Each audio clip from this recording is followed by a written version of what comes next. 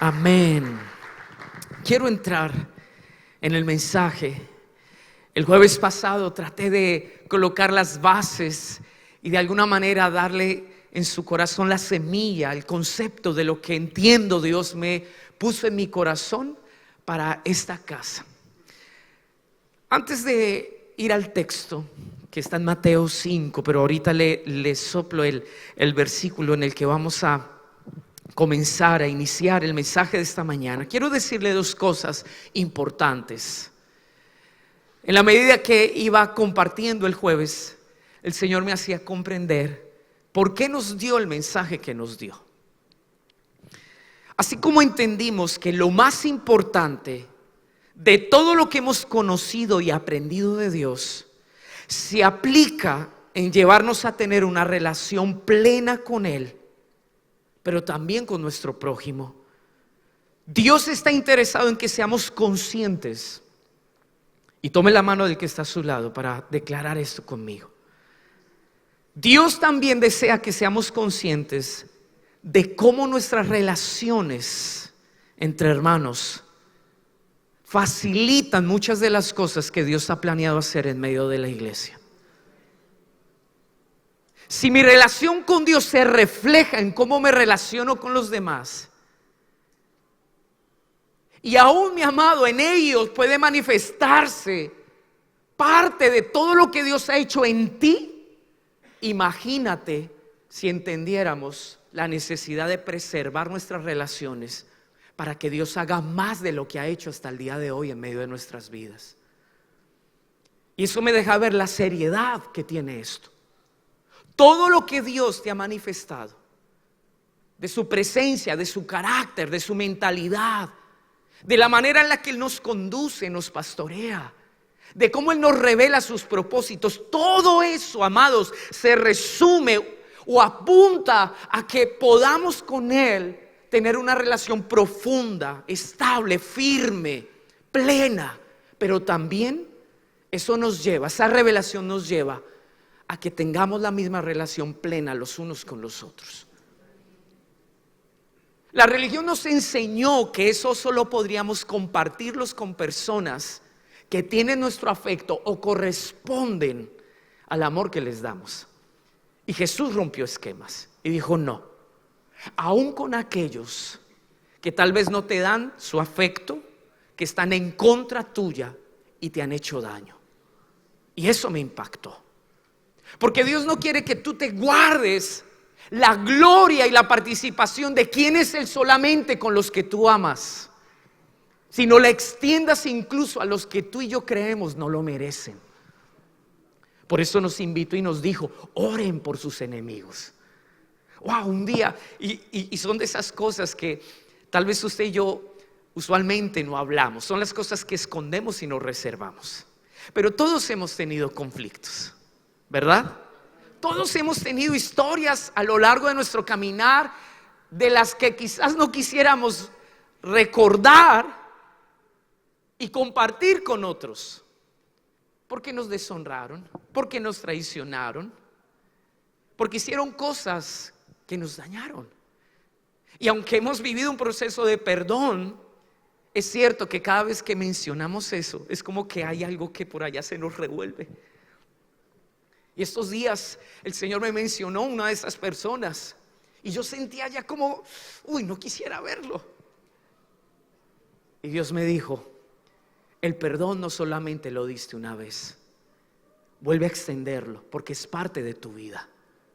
Y le dije: Señor, ¿cómo hago? Porque es que como que me enojo por dentro. Y Dios me dijo: ora por él. No hay mejor manera para afirmar el perdón que tú has dado que orando por alguien que te ha hecho daño. Y yo le dije: Señor, ¿cómo oro? Bendícelo. Es más, me dijo: lo mismo que hoy me pedirías para ti, pídelo para él. Digo: wow, Señor, qué ejercicio tan lindo. La escritura en Primera de Juan, no vaya allá, solo lo menciono para recordar. Capítulo 1, del verso 9 al 11, narra algo que creo que es importante tener en cuenta.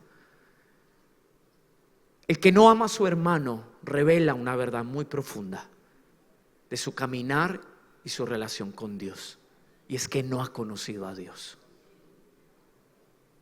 Porque a quien Dios se le ha revelado siempre entenderá lo que representa las relaciones para Dios. Y es de lo que he querido hablarle en estos días. Por esto, Dios nos llama a amar como Él ama. Esa es la pauta para nuestras relaciones interpersonales. Amar como Dios nos ama. Tratar a los demás de acuerdo a la manera en la que Él nos trata a nosotros. En esto, amados, se manifiesta que somos hijos de Dios, que portamos su ADN, que tenemos la naturaleza de aquel que es bondadoso, que cuando Él ama, no condiciona su buen trato a pesar de lo que nosotros podamos llegar a ser. Aprendimos el día jueves que Él hace salir el sol sobre buenos y malos. Porque el amor que nosotros damos a otros ni tan siquiera depende de si lo merecen o han hecho mérito para ganarlo. Diga conmigo, es parte de mi naturaleza, es lo que soy. En el mundo se nos ha enseñado otra cultura. Y las relaciones se fracturan en la medida que vemos que no se nos corresponde. Pero Dios nunca ha hecho así contigo, ¿o sí? Estos días, incluso el día que estuvimos con el pastor Israel, Dios me recordó algo. Al finalizar el año pasado, yo le dije a Dios: wow, Señor, estoy asombrado de algo que tú me estás permitiendo evidenciar cada vez más, con más claridad. ¿Por qué me amas? No lo entiendo. Yo te fallo. Hay tantas cosas que me has enseñado y todavía no aplico. Y me hago como el necio, el torpe. Muchas veces incluso me justifico en mis debilidades. Digo: no, es que estoy débil, es que yo no puedo. Y Dios dice: no seas sinvergüenza, tú no quieres. Y yo le digo: Dios, ¿por qué sigues conmigo? ¿Por qué me sigues amando? Y compartí algo que Dios lo usó para ilustrarme esto. Muchos de los que estamos aquí estamos casados. Compartimos una intimidad que creo que nos ha traído mucha libertad. ¿Cuántos de los que estamos aquí ya pasamos esa etapa donde no hay que mantener una reputación desde la cual queremos presumir y todo el tiempo allí cautivar a la esposa? Y como que ya entramos en un modo donde usted se relajó y dijo: ya puedo ser como yo soy.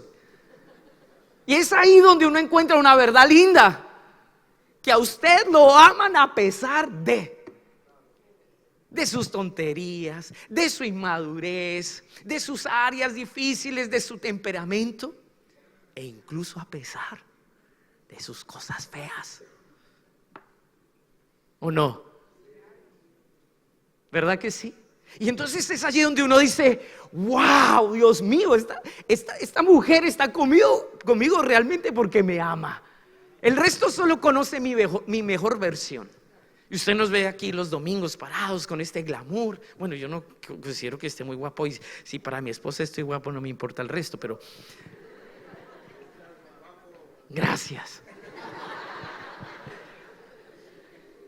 Pero más allá de eso, en medio de la realidad en la que usted incluso se levanta despelucado, con mal aliento, en chanclas, y aún así yo digo: Señor, ¿de qué se enamoró mi esposa? Yo tengo piernitas de mirla y tras del hecho son peludas, pero me ama. Ese es el amor que Dios nos ha dado. A veces yo me acerco al Señor con temor y pienso que Él me va a retirar su hablar. Y el Señor sigue hablándome. Y yo digo: sigues hablándome después de ver cómo has tenido que bregar durante tantos años conmigo. Y Dios dice: sí, porque ese es mi amor, y así quiero que tú le des amor a otros. ¿Usted está entendiendo lo que le digo?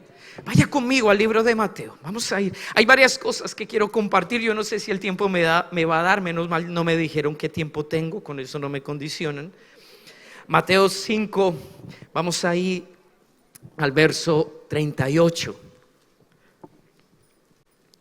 Yo leí esto, pero reservé una parte porque quiero hacer un énfasis en ciertas cosas que nos van a enseñar principios que están en el corazón y en la cultura del cielo. Ustedes han oído, verso 38, que se dijo: ojo por ojo y diente por diente.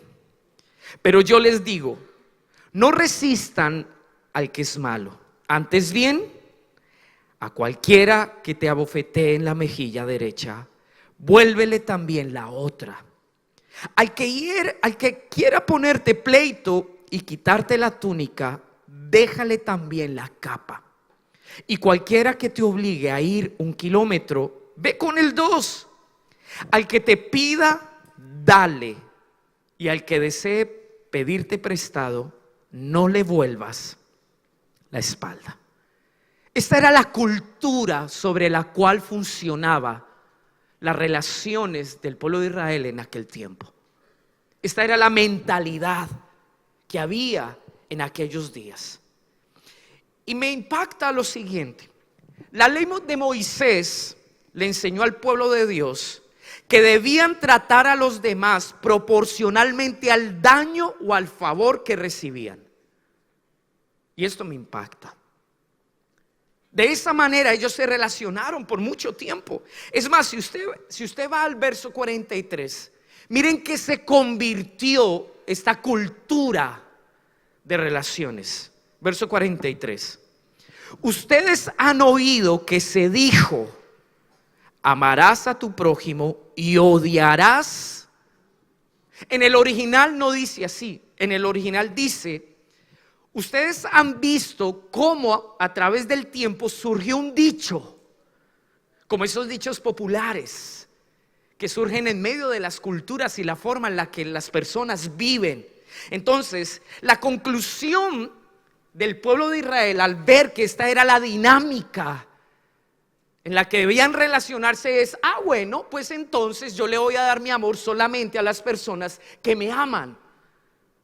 Esa fue la conclusión. ¿Por qué yo he de amar a alguien que me hace daño? ¿Por qué he de amar a alguien que me quita? ¿Por qué he de amar a alguien, amados, que me defrauda?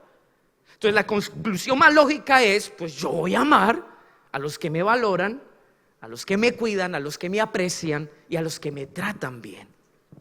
Amén. ¿Estamos entendiendo?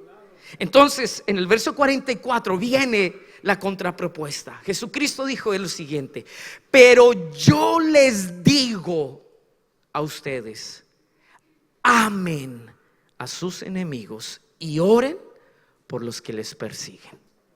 Wow, Jesús vino a enseñar un modelo distinto. Quiso romper un esquema cultural, una manera equivocada de relacionarse. Lo que literalmente está diciendo es: dense en amor por otros, sin limitarlo a ustedes mismos. Mira al que está a su lado y dígale esto: es una verdad preciosa. Lo que yo te doy no está limitado a lo que yo recibo de ti.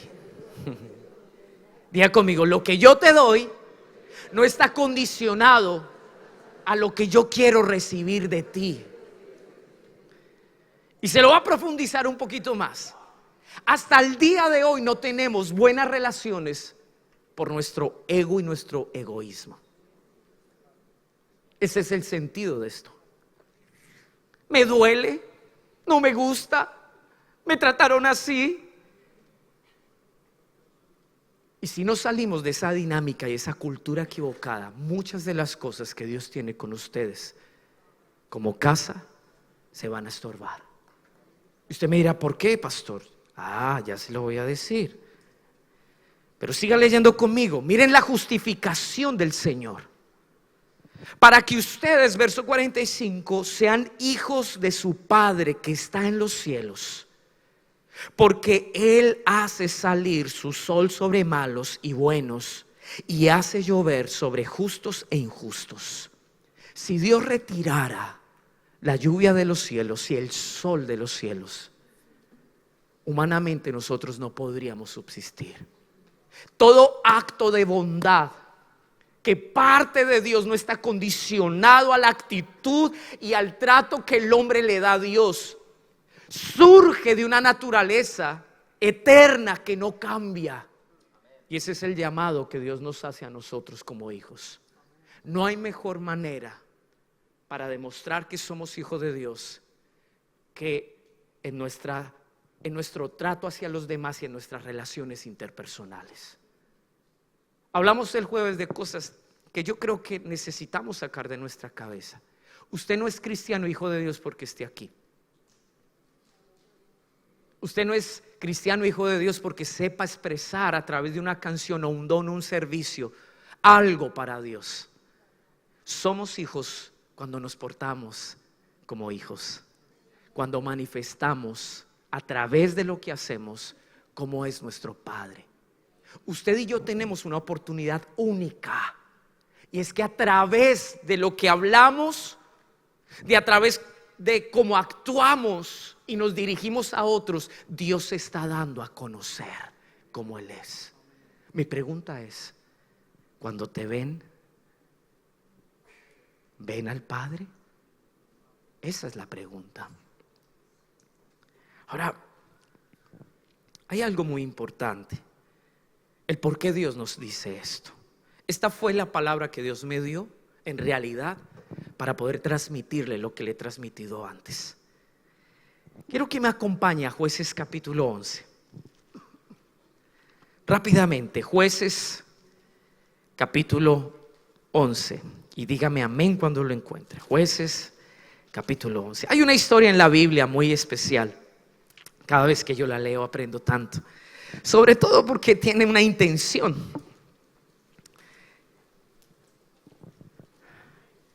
Antes de leer, quiero que piensen lo siguiente. Si la relación entre hermanos es un medio que Dios usa para dar a conocer la naturaleza de su carácter bondadoso y misericordioso, ¿cuánto más podría ser Dios usando esas relaciones saludables para cumplir sus propósitos? Es lo que necesito que en esta mañana entienda. Si usted sale de este lugar comprendiendo esta verdad, este principio que Dios hoy quiere demarcar para su caminar como iglesia, yo me doy por bien servido. Es más, podría terminar ya. Pasa que soy tan apasionado que quiero terminar todo lo que quiero decir. Entonces, miren lo que dice Jueces 11. Jefté, verso 1, el galadita era un guerrero valiente, hijo de una ramera. Yo quiero que usted se centre en la descripción del texto, porque inmediatamente nos va a sumergir en un conflicto familiar, y no sencillo, muy complejo. Jefté el galadita era un guerrero valiente, hijo de una ramera. Galaad era padre de Jefté, y la mujer de Galaad le dio hijos.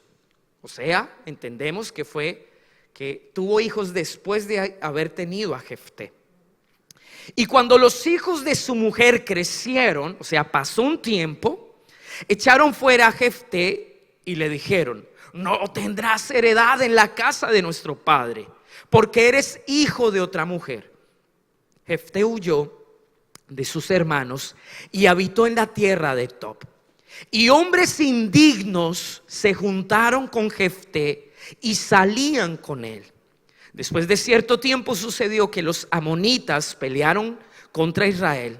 Y cuando los amonitas pelearon contra Israel, los ancianos de Galaad fueron a traer a Jefté a la tierra de Tob.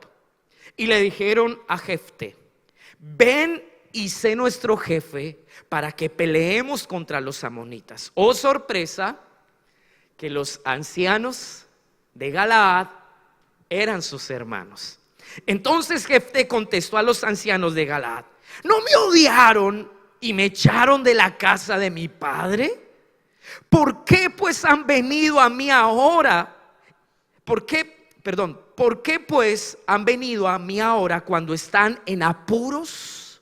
Wow, qué compleja esta realidad. Tremendo. Esta es la historia de una familia, como muchas de las familias que quizás están hoy aquí en esta mañana, con una realidad, con circunstancias, situaciones, en medio de las que nuestras decisiones, buenas o malas, siempre han traído una repercusión. Y de alguna manera, muchos de los que estamos aquí, estamos lidiando con las consecuencias de lo bueno o lo malo que decidimos. El asunto es que esta familia por un tiempo se acostumbró a esa realidad, como muchos de nosotros.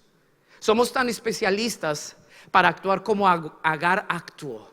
Nuestros hijos están en dificultad, pasando un mal momento, y lo único que hacemos es retirarnos, dar la espalda, porque no sabemos, nos abruma las circunstancias y no sabemos cómo enfrentarlas.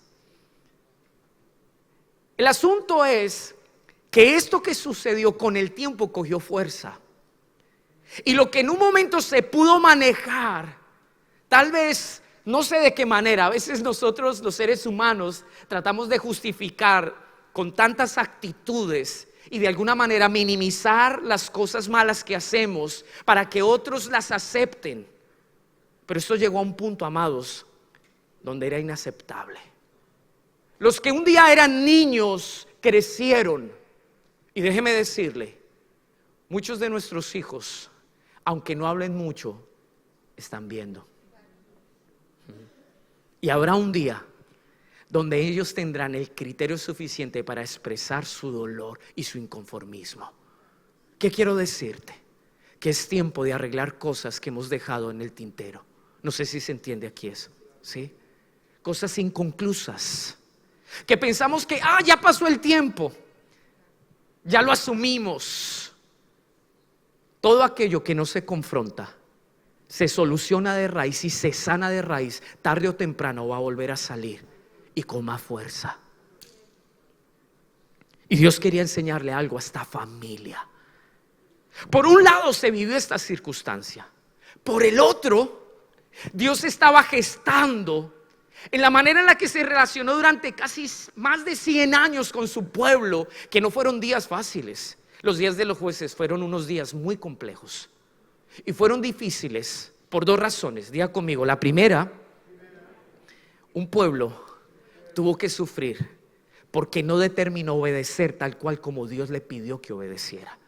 Cada pueblo que se levantó en esos 100 años para oprimir al pueblo de Israel le recordaba algo: tú dejaste de obedecer al pie de la letra lo que yo te dije que hicieras. Al final de los días del libro de Josué, el pueblo dijo: así estamos bien, ¿qué más da? Ya tenemos gran parte de lo que anhelábamos. Tenemos tierra, tenemos paz. No importa si nos dejamos algunas cosas ahí guardaditas en el corazón. Al final me siento como que fuerte, como que ya tengo el control para poder dominar ciertas cosas. Solo que ellos ignoraron que Dios les dijo: todo lo que tú dejes será un lastre y una espina para tu costado y tus ojos. Y no podemos jugar con Dios. Hay momentos donde las cosas son tan en serio, no solo por nuestra relación con un Dios que es santo, sino porque muchas veces de nuestra obediencia depende, amados, que nosotros nos podamos mantener firmes y podamos trascender con el tiempo. No sé si usted me está entendiendo. Lo segundo, esta generación fue una generación que no conocía a Dios ni las obras que le había hecho. ¿Y sabe qué resultó de ese evangelio, de esa forma de relacionarse con Dios?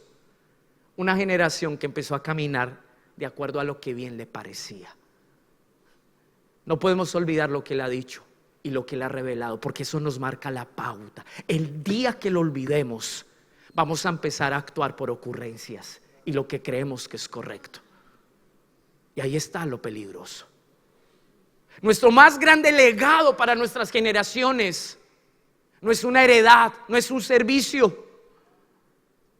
Es que ellos vean el valor de mantenernos en lo que Dios nos habló y no nos olvidemos que lo que somos es el resultado de todo lo que Él hizo. No podemos olvidarnos de eso. Aún así, Dios, en su amor y su misericordia, permite la debilidad durante 100 años y aún las malas motivaciones, porque la Escritura dice: cada vez que este pueblo se arrepentía, Dios, que no condiciona su favor, su misericordia, extendió su socorro y levantó a sus hijos, porque Dios se complace más en ver a sus hijos levantados que caídos, aunque ellos no tengan corazón para Él. Y los recogía y los levantaba. Qué curioso. Volvían a estar bien, se sentían tranquilos, en paz, y lo dejaban. ¿Saben qué me ministra? Yo, siendo Dios, digo: ¿usted no me quiere? Fresco, váyase, tranquilo, no quiero que me use. ¿Saben qué hace Dios? Dice: ay, yo decidí ser tu Dios, yo decidí amarte y acompañarte a pesar de esto. Cuando yo veo eso de Dios, porque yo me he comportado así muchas veces. Usted es tan bueno que yo sé que usted no, pero yo, mi esposa y en Colombia somos así de terribles.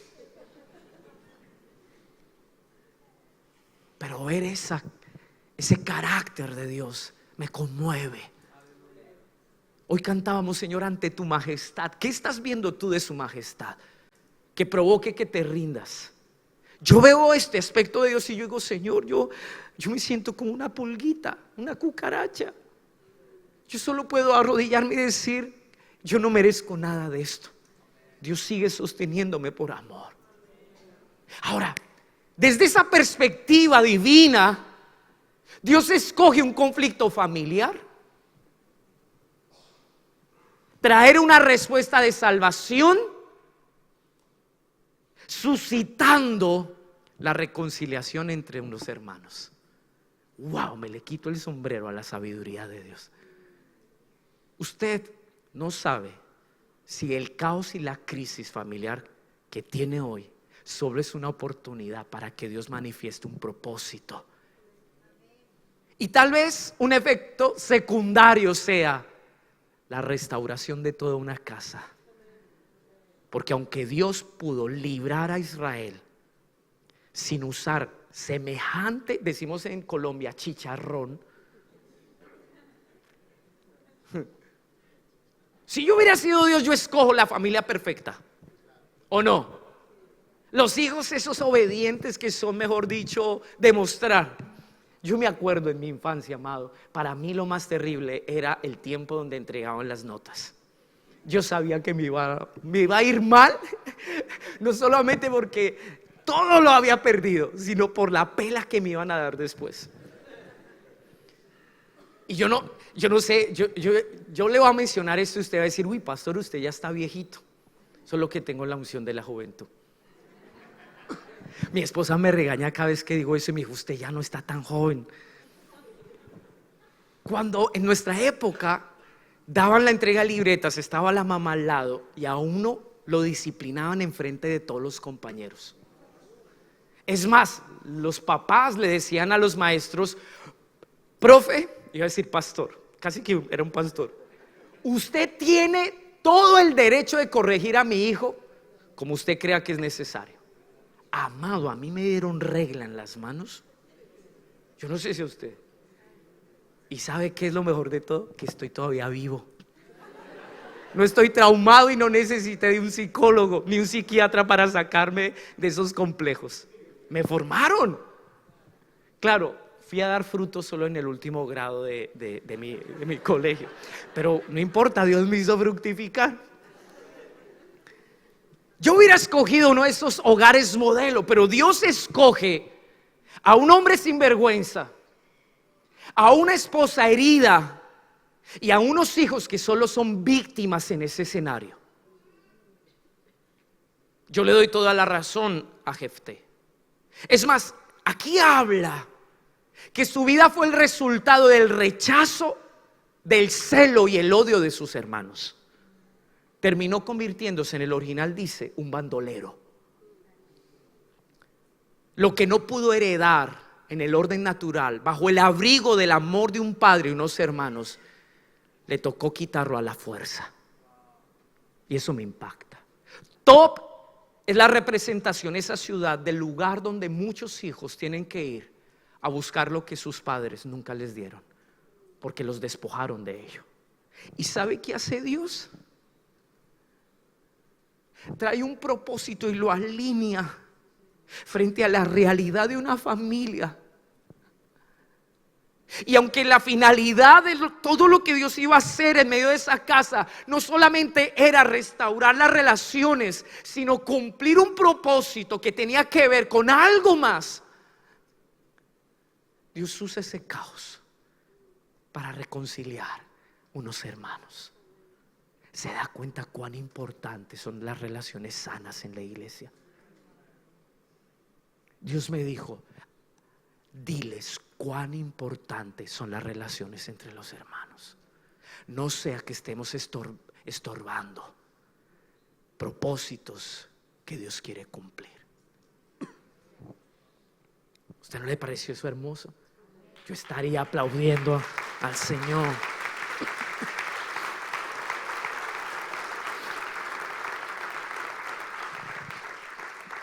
Aunque yo anoté aquí, no voy a irme por donde anoté, porque el Señor me dice que lo haga de otra manera. Vaya conmigo a a Lucas, capítulo 10. Voy a terminar al final en Mateo.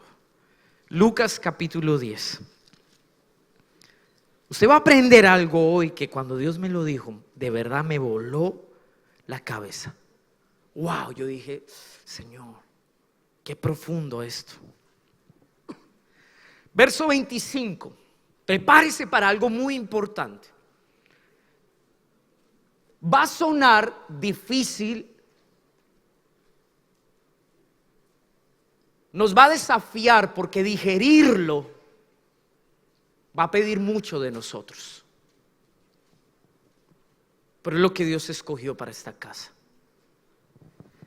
Verso 25. Cierto intérprete de la ley se levantó y para poner a prueba, miren la intención, para poner a prueba Jesús dijo: Maestro, ¿qué haré para heredar la vida eterna?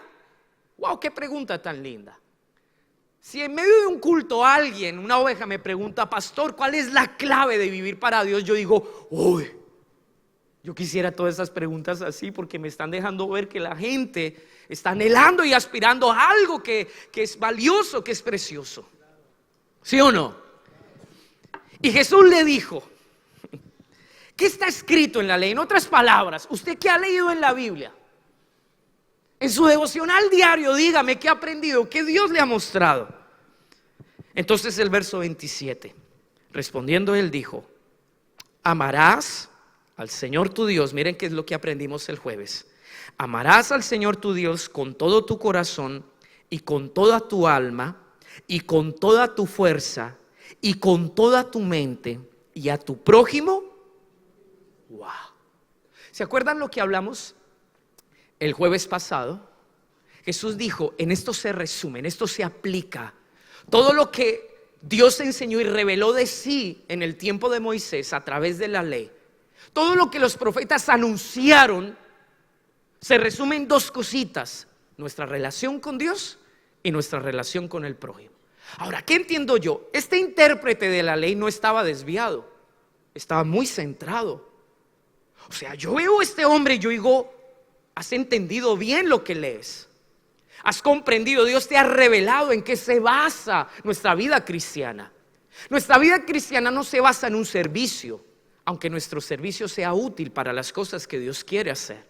Nuestra vida cristiana, amados, se basa en dos cosas: nuestra relación con Él y nuestra relación con los demás.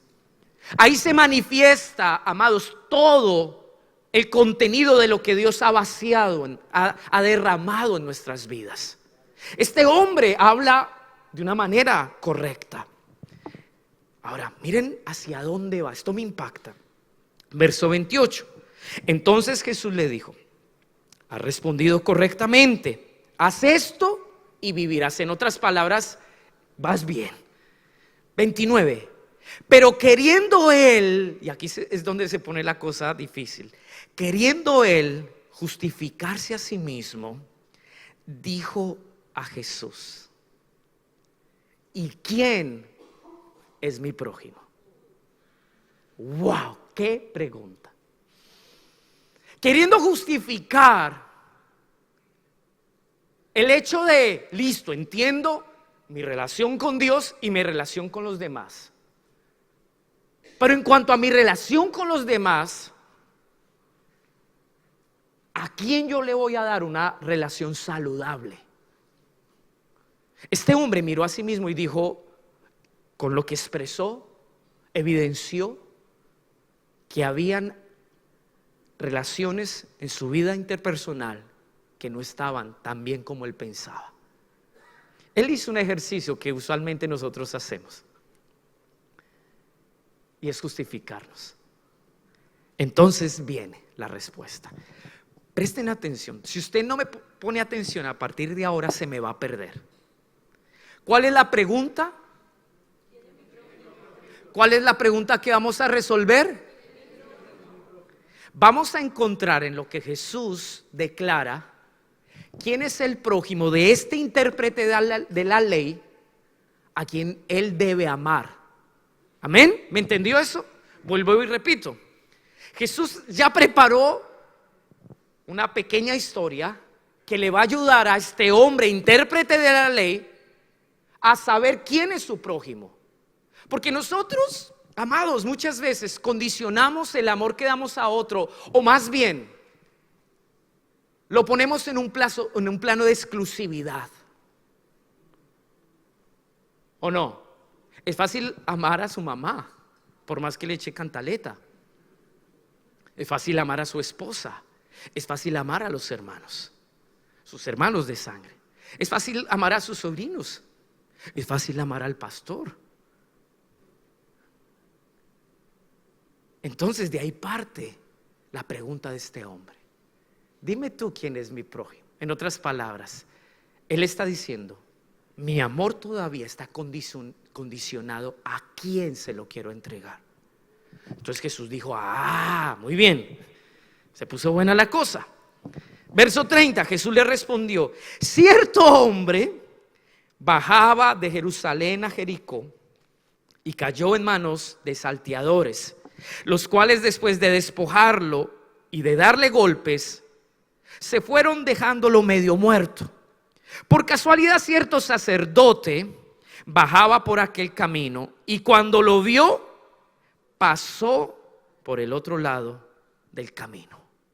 Entonces yo le pregunto, vamos interrumpiendo aquí. Este era un paisano, este era un compañero de la iglesia. Podríamos incluso decir que este era su líder y su pastor. Pero dice la escritura, se alejó y pasó de largo. Mi pregunta es, en el contexto de un hombre herido y necesitado, ¿ese que se alejó era su cercano? No. Y uno diría, pero es que es la persona de la misma iglesia, pero no manifestó ser un cercano. No lo manifestó. Yo estoy hablando así para que usted entienda hacia dónde yo voy. Verso 31, verso 32. Del mismo modo, también un levita, cuando llegó al lugar y lo vio, pasó por el otro lado del camino. Wow. De los que se esperaba, porque era gente espiritual, que aparentemente su espiritualidad los podría llevar a una sensibilidad, una empatía con su necesidad, pues ellos no manifestaron ser prójimo de este que estaba sufriendo en el piso. ¡Wow! ¡Qué tremendo! Verso 33. Pero cierto hombre samaritano que iba de viaje llegó a donde él estaba y cuando lo vio tuvo compasión. Acercándose le vendó sus heridas, derramando aceite y vino sobre ellas y poniéndolo sobre su propia cabalgadura, lo llevó a un mesón y lo cuidó. Al día siguiente, sacando 2 denarios, se los dio al mesonero y dijo: cuídalo, y de todo lo demás que gaste cuando yo regrese se lo pagaré. Entonces vuelve la pregunta. Aquí está la clave. Si usted no se me perdió, lo va a descifrar fácil. ¿Cuál de estos 3 piensas tú que demostró ser prójimo? ¿Que demostró ser qué? ¿Que demostró ser qué? Prójimo. del que cayó en manos de los saltadores? El intérprete de la ley respondió. ¿Quién dijo? ¿Qué dice ahí? ¿El que qué? Noten que omite el samaritano. ¿Por qué? No sé si usted ya la cogió. Los judíos y samaritanos no se hablaban. Un judío, si pudiera escoger, no haría de un samaritano su prójimo, sea su amigo, su parcero. ¿Usted entiende esa palabra, no? Bueno, los colombianos nomás. Piense en una persona, así rápidamente, una persona que usted conoce que no le gustaría fuera su amigo. Ya. Usted ya me está entendiendo lo que yo le quiero decir. Piense una persona que usted le pediría a Dios ni tan siquiera se te ocurra usarla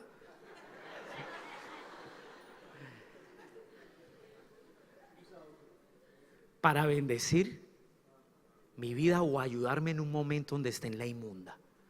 Ni tan siquiera se te ocurra. ¿Usted me está entendiendo lo que le quiero decir? Jesús dice, ¿saben en dónde está la clave? En la humildad.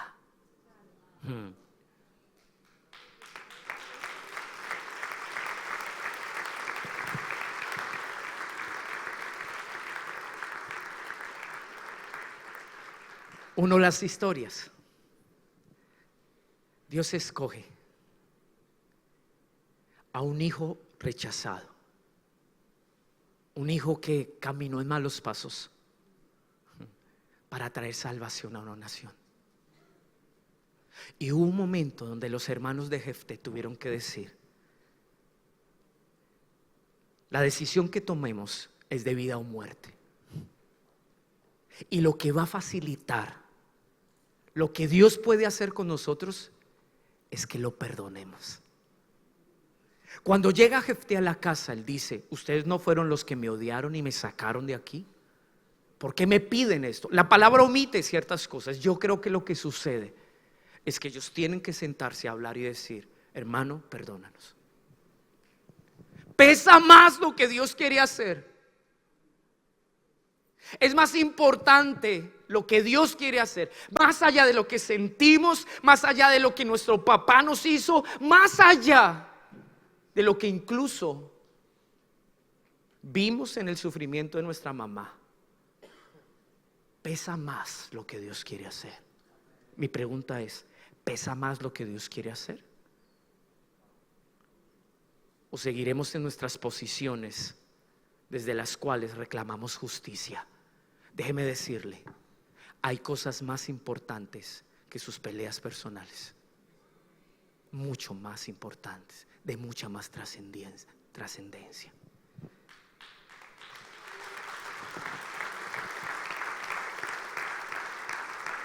Miremoslo, Primera de Samuel capítulo 25.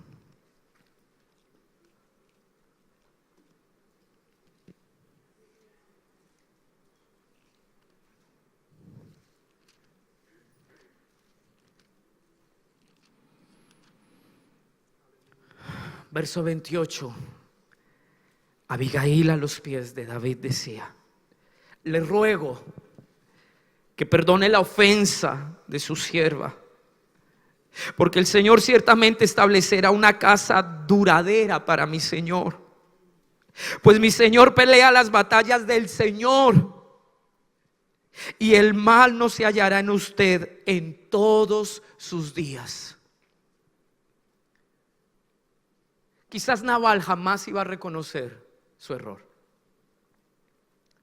Tal vez no tenía la conciencia ni el corazón para hacerlo. Esta mujer no solo actuó para preservar su casa de la muerte. Esta mujer dijo: hay un propósito en la vida de David que es más importante que lo que él está sintiendo en este momento. Hay un propósito más importante que la cólera, que el dolor, que la ofensa que David recibió.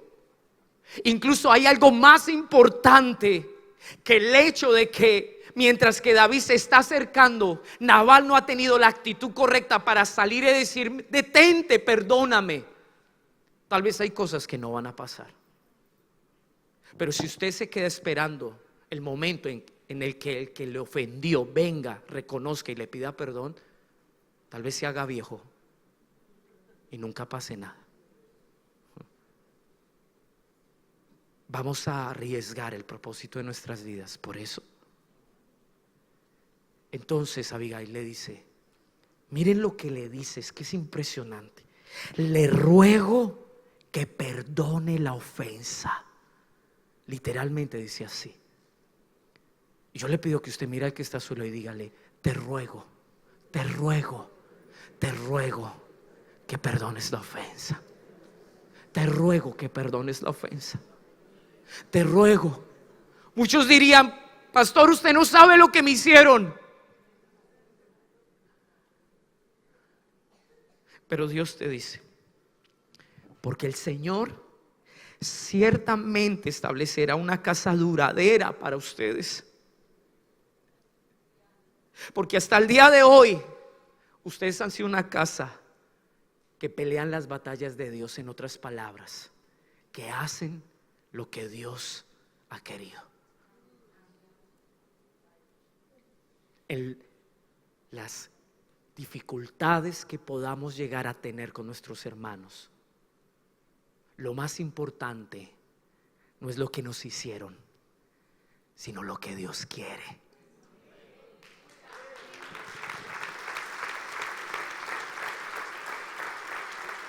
Génesis capítulo 44.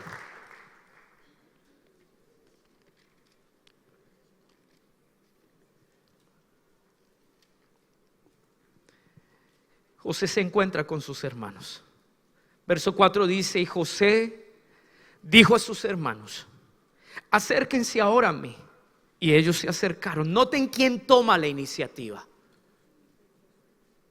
Tú y yo estamos en la responsabilidad de acortar distancias, porque siempre el espiritual es el que dará el primer paso. Así lo hizo Dios. Acérquense ahora a mí. Y ellos se acercaron y les dijo: yo soy su hermano José, a quien ustedes vendieron a Egipto. Ahora pues, no se entristezcan, ni les pese el haberme vendido aquí, pues para preservar vidas me envió Dios delante de ustedes. Porque en estos 2 años ha habido hambre en la tierra, y todavía quedan otros 5 años en los cuales no habrá ni siembra ni siega. Dios me envió delante de ustedes para preservarles un remanente en la tierra y para guardarlos con vida mediante una gran liberación. Ahora pues, no fueron ustedes los que me enviaron aquí, sino Dios. Él me ha puesto por padre y señor por padre de Faraón y señor de toda su casa, y gobernador sobre toda la tierra de Egipto.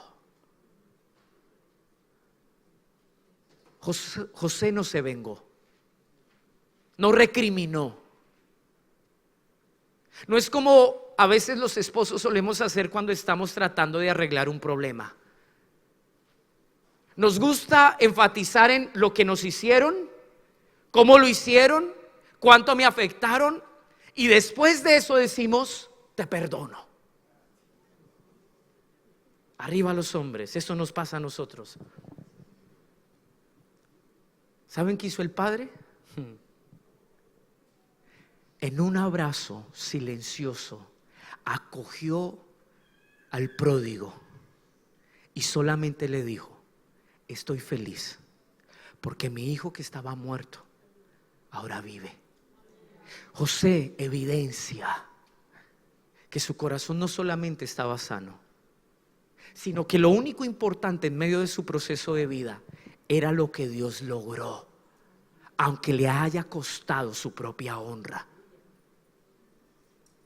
Cuando aprendemos a asimilar los procesos y las crisis en las relaciones de esta manera, nos damos cuenta cuán útiles podremos llegar nosotros a ser para la restauración de nuestros hermanos.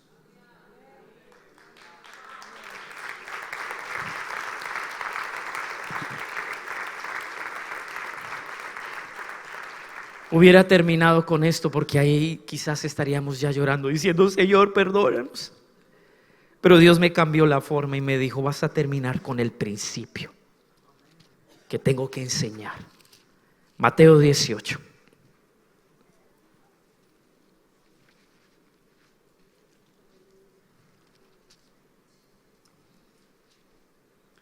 Verso 15. Si tu hermano peca, ve y repréndelo a solas.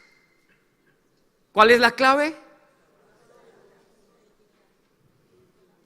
A veces ventilamos los problemas que tenemos con nuestros hermanos con todo el mundo.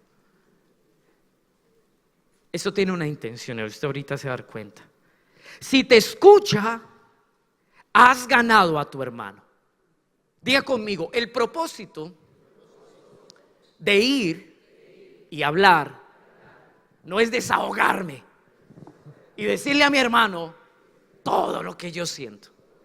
Hay unos que se liberan y sienten paz al decirlo, ¿verdad? Usted tiene que escucharme. Cuán orgullosos somos. El propósito, según el principio, dice: si te escucha, has ganado a tu hermano. ¿Cuál es la intención y la finalidad de hablar? Ganarme a mi hermano. El asunto es, la forma en la que tú hablas hace que tu hermano te escuche y se ha ganado para ti. El que quiere ganar a su hermano, lo voy a decir de otra manera, siempre elegirá las palabras correctas para hablarle. Ese es el principio para solucionar las situaciones. Ahora, note que en Dios siempre las cosas funcionan al revés. Es la víctima quien siempre buscará arreglar las cosas. Dice: si tu hermano peca, ve y repréndelo. En el original es: si peca contra ti. Siempre ha pasado así. Dios se acercó a nosotros. La grandeza del reino de los cielos, lo que anuncia Juan el Bautista, es lo siguiente: el cielo se ha acercado. ¿Sabe que eso es algo grandioso? Acerquémonos a nuestros hermanos con las palabras correctas y las motivaciones correctas. Sigue diciendo: pero si no te escucha, lleva contigo a uno o a dos más, para que toda palabra sea confirmada por boca de 2 o 3 testigos. ¿Sabe que yo apliqué muy mal este texto? Porque así me lo enseñaron. Entonces uno dice: no pude solucionar el conflicto, pues voy a mirar a ver a quién convenzo. Ojalá la palabra que vaya a decir no sea mala. Para ir engallada. ¿No entiende lo que significa eso? ¿Esa palabra está fea? Solo no se entiende. Entonces, repeat after me. Gallada. En grupo, en banda. La mayoría de las veces en las que incluimos a alguien es para que nos defienda y esté a favor de nosotros y nos dé la razón. Y conste que quien nos escuchó no nos quiso perdonar. Pero no olvide el propósito. Si usted quiere sumar a alguien en sus conflictos relacionales, sume a alguien que lo va a ayudar a ganarse a su hermano, no a perderlo. Por eso tiene que escoger bien las personas. Sigue leyendo. Mire, esto se pone re bueno. Y si rehúsa escucharlos, dilo a la iglesia. Funciona en la misma dinámica, el mismo principio. Dice: y si también rehúsa escuchar a la iglesia, sea para ti como gentil y el recaudador de impuestos. ¿Sabe qué dice en el original? En el original dice literalmente así, el sentido es este: si no te escucha, si se resiste, si al ver que tú con humildad y escogiendo las palabras correctas te acercas a él para volver a ganártelo. Si aún se resiste, entiende que Él no conoce a Dios como tú lo conoces. Es lo que dice en el original. En otras palabras, no esperes una reacción de perdón de alguien que no conoce a Dios, porque se supone, es lógico, que alguien que no conoce a Dios no entienda el valor del perdón en una relación. Esto cambia mi perspectiva. Entonces, ¿qué tengo que yo hacer? Señor, revélate a Él. Yo, por cuanto sí te conozco, sé cómo tengo que hacer las cosas. Ahora, esto no cayó muy bien en los discípulos. Usted hoy aplaude y dice amén, aleluya. Usted se va a dar cuenta lo que causó esto. En verdad les dijo, verso 18, que todo lo que ustedes aten en la tierra, esto es importantísimo, será atado en el cielo. ¿De qué estamos hablando? De relaciones rotas. Estamos hablando cuando hay conflictos entre hermanos.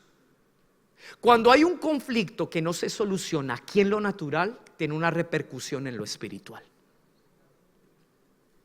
Esto para dejarnos ver cuán importantes son las relaciones entre hermanos delante de los ojos de Dios.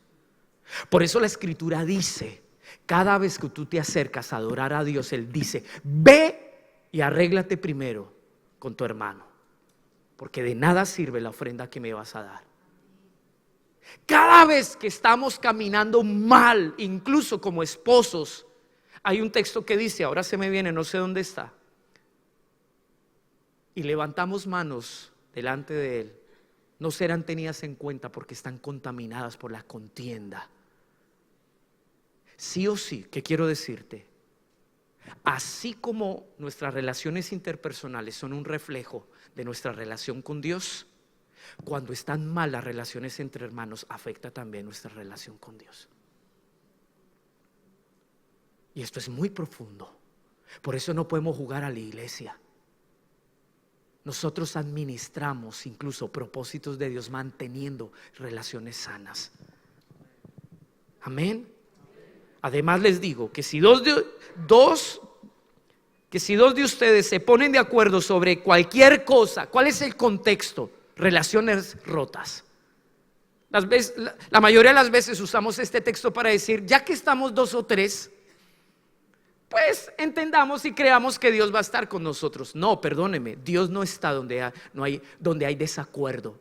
Dios no puede habitar con libertad donde hay relaciones rotas. Ese es el principio. Lo que pasa es que este texto lo leemos fuera del contexto y dice cualquier cosa. Dice, además les digo que si 2 de ustedes se ponen de acuerdo sobre cualquier cosa que pidan aquí en la tierra, les será hecho por mi Padre que está en los cielos. Está hablando de las peticiones que surgen cuando hay una situación que amerita la intervención de Dios para ser sanada, que previo requiere que 2 personas se pongan de acuerdo. Dios habita, se complace cuando 2 personas que aunque se han herido dicen, venga para acá. Es más importante lo que usted representa para mí. Sí me dolió, me cuesta lo que hiciste, pero nos vamos a amistar y vamos a pedirle, Padre, danos el perdón, danos la gracia, la sabiduría para arreglar las cosas y no volver a cometer un error. En ese contexto está diciendo estos versículos. Es en ese contexto. Dice, porque donde están 2 o 3 reunidos en mi nombre, allí estoy yo en medio de ellos. No hay cosa que represente más el nombre y el honor de Dios que la unidad entre hermanos.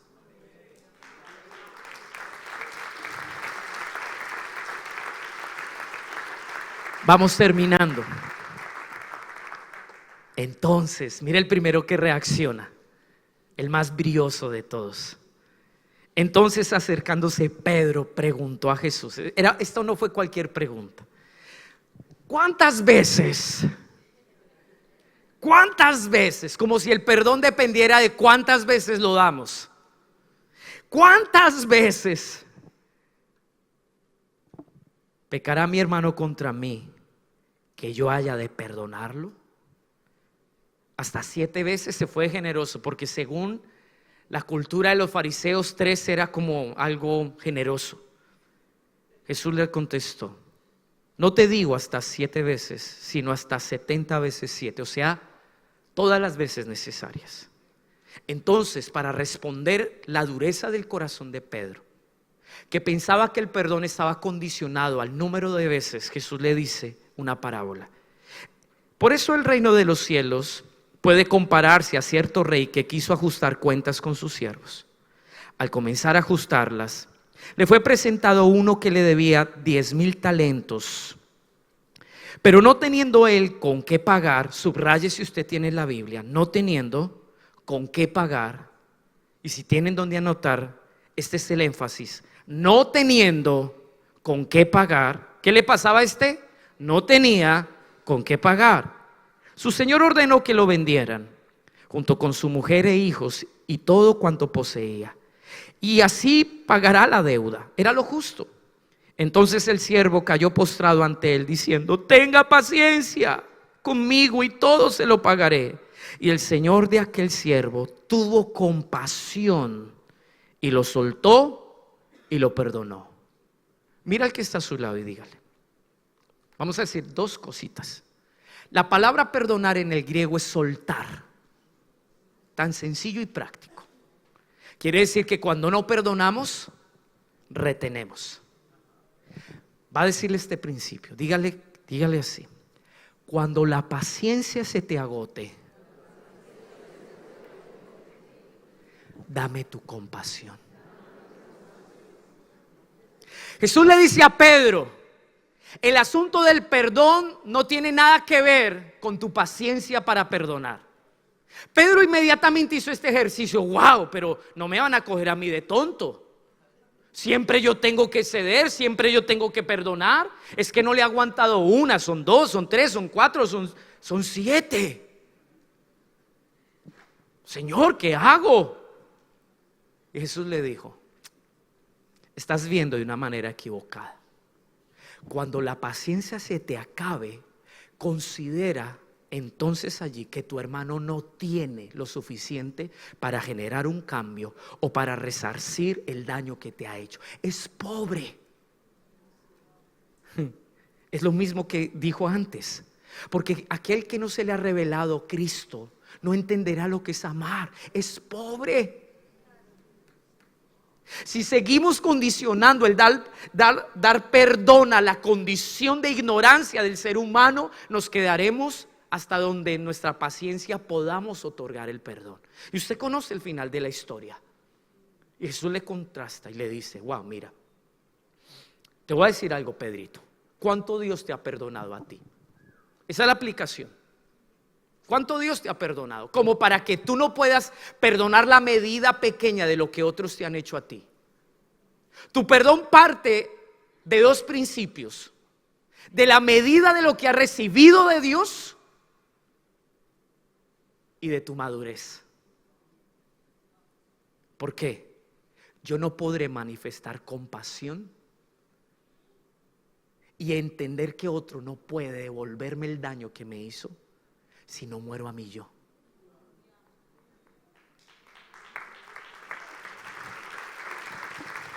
Póngase en pie.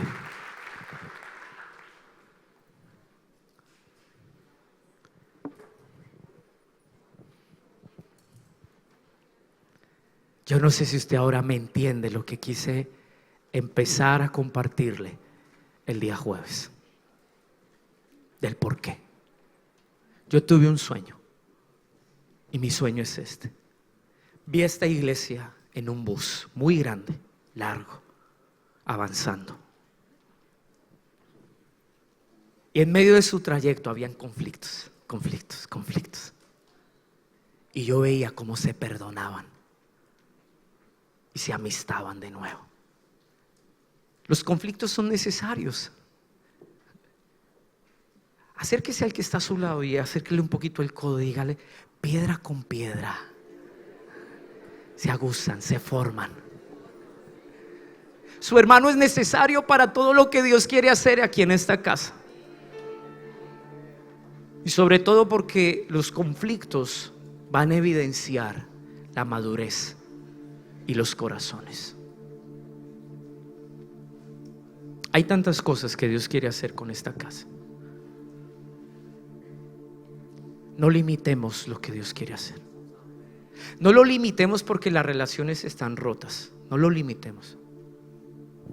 Pero también Dios me dijo que les dijera, no limitemos que Dios pueda usar lo que no nos gusta y a quien no queremos para sanarnos, para traer vino y aceite y cerrar nuestras heridas. Cada vez que yo predico estas cosas me da un miedo, porque yo digo, Dios me hace verme a mí. Yo tengo relaciones rotas. Digo, wow, Señor, cosas a las cuales les he huido, como Jefté, y he dejado allí.